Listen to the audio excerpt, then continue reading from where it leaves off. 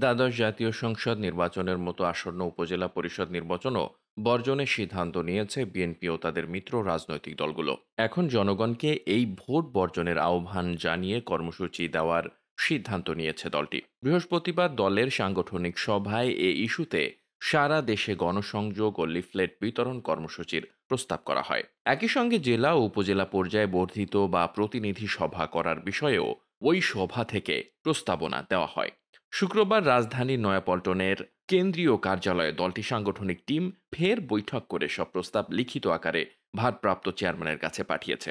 আগামী সোমবার দলটি সর্বোচ্চ নীতি নির্ধারণী ফোরাম জাতীয় স্থায়ী কমিটির বৈঠকে কর্মসূচির এ প্রস্তাব চূড়ান্ত করার কথা রয়েছে। সংশ্লিষ্ট সূত্রে জানা গেছে এসব তথ্য।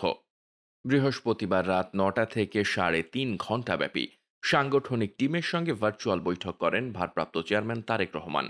সেখানে বিভাগীয় সাংগঠনিক ও সহ সাংগঠনিক সম্পাদক ছাড়াও সিনিয়র যুগ্ম মহাসচিব রুহুল কবির রিজভী ও যুগ্ম মহাসচিব সৈয়দ মোয়াজ্জেম হোসেন আলালও ছিলেন। ওই বৈঠকে প্রথম ধাপের উপজেলা নির্বাচন নিয়ে নেতাদের পর্যবেক্ষণ তুলে ধরা হয়। তারা বলেন, প্রথম ধাপে ১৫০ উপজেলায় ৪৫ জনের মতো বিএনপি নেতা মনোনয়নপত্র জমা দিয়েছেন। সেখানে হাত গোনা কয়েকজন চেয়ারম্যান প্রার্থী রয়েছেন, আর বেশিরভাগই ভাইস চেয়ারম্যান প্রার্থী। তাদের সঙ্গে সংশ্লিষ্ট জেলা ও সাংগঠনিক টিমের দায়িত্বপ্রাপ্ত নেতারা কথা বলেছেন। ইতোমধ্যে অনেকেই তাদের কাছে মনোনয়নপত্র প্রত্যাহারের কথা জানিয়েছেন। জানতে চাইলে বিএনপির যুগ্ম মহাসচিব সৈয়দ মোয়াজ্জেম হোসেন আলাল বলেন, বর্তমান সরকার ও নির্বাচন কমিশনের অধীনে সুষ্ঠু নির্বাচন হতে পারে না, যা জনগণের কাছে প্রমাণিত। তাছাড়া এই সরকারের আমলেই একটি সময় সিটি কর্পোরেশন, পৌরসভা এবং উপজেলা পরিষদ নির্বাচনে প্রায় ২/৩ কোথাও কোথাও তার চেয়েও বেশি বিএনপির প্রতিনিধিরা নির্বাচিত হয়েছিল, কিন্তু পরবর্তীকালে নানা অজুহাতে তাদের পদ থেকে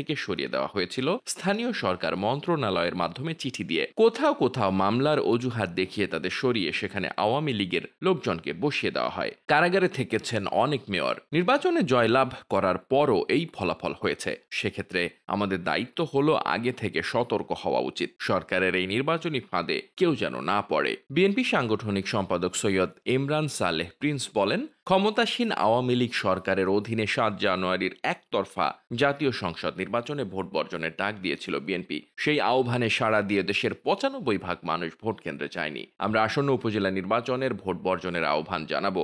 আশা করি এবারও জনগণ সাড়া দেবে। ইতোমধ্যে বিএনপি সহ সরকার বিরোধী সকল রাজনৈতিক দল আসন্ন উপজেলা নির্বাচন বয়কটের ডাক দিয়েছে। বিএনপির দায়িত্বশীল নেতারা জানান, প্রথম ধাপের উপজেলা নির্বাচনে বিএনপির যারা মনোনয়নপত্র জমা দিয়েছেন তাদের অনেকেই ইতোমধ্যে প্রত্যাহারের কথা কেন্দ্রকে জানিয়েছেন। বাকি ধাপের উপজেলা নির্বাচনে দলের যারা প্রার্থী হতে চায় তাদের কাউন্সেলিং এর মাধ্যমে ভোট থেকে নিবৃত্ত করার চেষ্টা করবেন। শেষ পর্যন্ত যদি কেউ দলীয় সিদ্ধান্ত না মানে তখন তার বিরুদ্ধে সাংগঠনিক ব্যবস্থা গ্রহণ করা হবে। তার আগ পর্যন্ত কাউন্সেলিং এর মাধ্যমেই চেষ্টা থাকবে। দলটির একাধিক সাংগঠনিক সম্পাদক জানান, জনগণকে ভোট বর্জনের আহ্বান জানিয়ে লিফলেট বিতরণ করা হবে।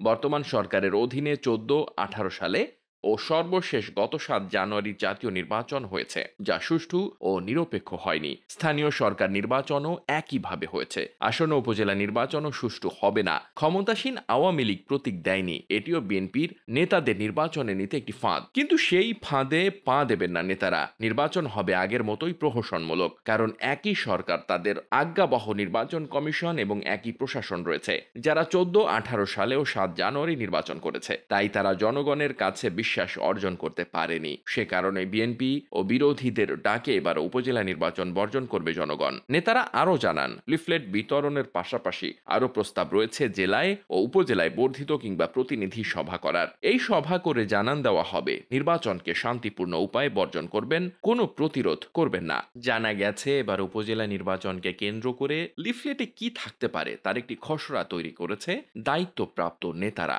ভোট বর্জনের আহ্বান সংবলিত লিফলেটে গত ১৫ বছর আওয়ামী লীগ সরকারের ৩ মেয়াদের নানা অনিয়ম দুর্নীতির অভিযোগ সংক্ষিপ্ত আকারে তুলে ধরা হয়েছে। খসড়ায় রয়েছে, কৃষক শ্রমিক থেকে শুরু করে সাধারণ মানুষ দ্রব্যমূল্যের দাম বৃদ্ধিতে অসহায় অবস্থায় পড়ে গিয়েছে। দেশে বর্তমানে ভোটাধিকার ও মানবাধিকার না থাকায় সর্বক্ষেত্রে সংকট সৃষ্টি হয়েছে। Desk report, বার্তাবাজার।